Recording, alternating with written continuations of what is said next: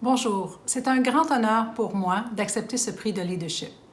Vous savez, tout au long de ma carrière au gouvernement du Canada, j'ai eu la chance inouïe de travailler sur des initiatives importantes pour améliorer la santé des femmes et des enfants et promouvoir l'égalité des genres. Que ce soit l'initiative de Muskoka, l'initiative sur l'éducation du G7 de Charlevoix, la politique féministe d'aide internationale ou la conférence Women Deliver, toutes ces initiatives ont eu d'importants résultats. Et ces résultats, j'en suis persuadée, n'auraient jamais pu être atteints sans l'étroite collaboration, l'expertise, la passion et le dévouement de mes collègues au sein du gouvernement du Canada, de la société civile canadienne, des organisations internationales et naturellement des pays en voie de développement.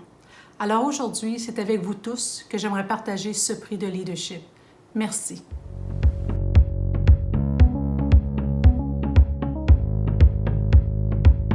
Thank you for this award. Latin America has the highest rate of gender-based violence in the world. Brazil, Mexico, Argentina, Peru, El Salvador, and Bolivia represent 81% of all the violence. Widespread lockdowns have resulted in horrific conditions where girls and women who are experiencing violence and abuse have no one to turn to and nowhere to go. Access to health and reproductive care is even harder, but I know we can do better. During the last 15 years, I have been working with the United Nations, the CDC, NIH, grassroots organizations, and local governments to address this scenario. We were able to change local legislations, increase the availability of shelters for violence survivors, improve the capacity of women-led groups, among other initiatives. Together, we can improve their health at the community level and influence relevant policies at the country level. Thank you.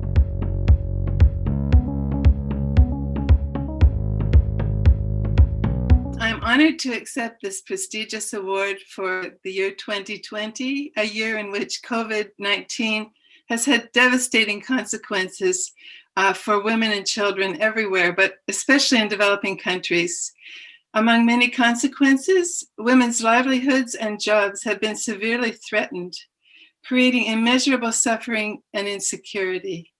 Nevertheless, what we've learned from this experience can help us build a better world that champions gender equality. And striving for equal employment opportunities for women are part of that process. My own research in rural India found that women's empowerment in the formal labor sector contributed more to their reproductive health than any other indicator, including education. So my greatest hope for the coming year is to build a resilient society, including equal employment opportunities for women, which will benefit their own health, that of their children, and promote economic growth.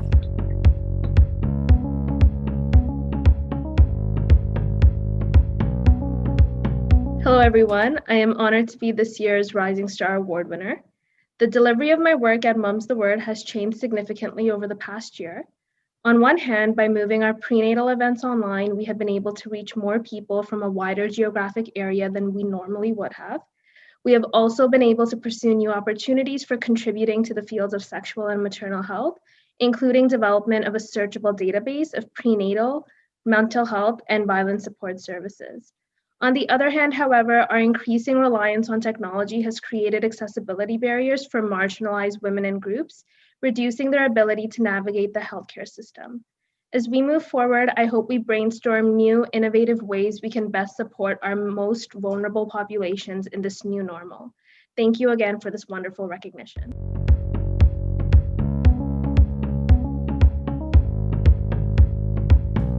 Thank you. This award belongs to hundreds of people and organizations from across our country. We came together in response to reports that the government was not going to increase Canada's support for the Global Fund. Thousands of Canadians used their voices to encourage the government not to retreat from global leadership. This success is a testimony to the power of our community. Canadians of all stripes care deeply about the health of people around the world, in particular that of women and girls. We believe that where you live should not determine whether you live. In today's world, as we fight this pandemic, global health matters more than ever. We must invest our fair share in the global response. Let's use our voice again and do our part to end COVID everywhere. Thank you. Merci.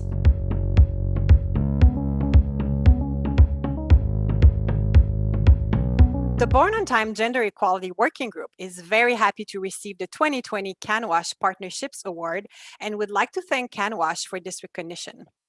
Born on Time, or BOT, is the first public-private partnership dedicated to the prevention of preterm birth. The Gender Equality Working Group of Born on Time, comprised of representatives from Save the Children Canada, Plan International Canada, and World Vision Canada, has supported the implementation of a robust gender equality strategy for preterm birth prevention in the 3 countries of implementation of the program.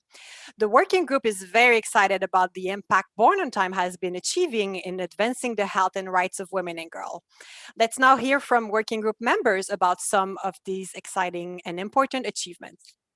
So in Mali, Save the Children created Women's Solidarity Funds, which were given to women's groups to invest in income-generating activities. And this was seen as one strategy to help them improve their access to healthcare services. And even today, during the COVID-19 pandemic, these women continue to meet, implement their income-generating activities, and they've even reported an increase in decision-making power within their households regarding the finances and also their own healthcare needs.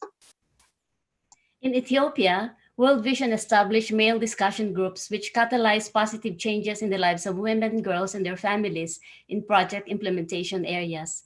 And male community members, including faith leaders, have become strong advocates and change agents against HTPs and GBV.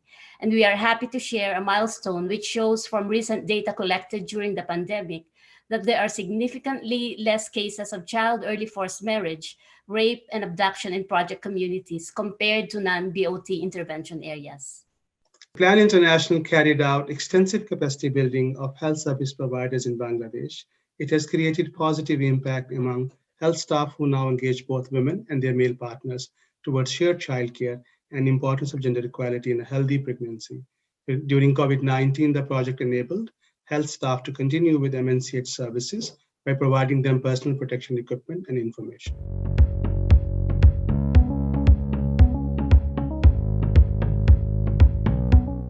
When ISLE International, formerly known as LunaPads, was founded in 1993, it was based on the belief that the period aisle is no place for shame.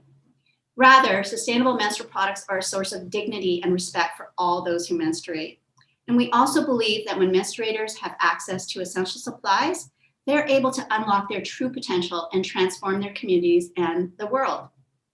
Which is why, from our earliest days, we've been making financial and product donations both locally here in Vancouver and to dozens of organizations in the Global South. And one of our most rewarding moments in doing this work was in 2012 when we visited AfriPads, a Uganda-based pad-making venture whose startup we mentored, and they have since grown to supply over 3 million girls and women.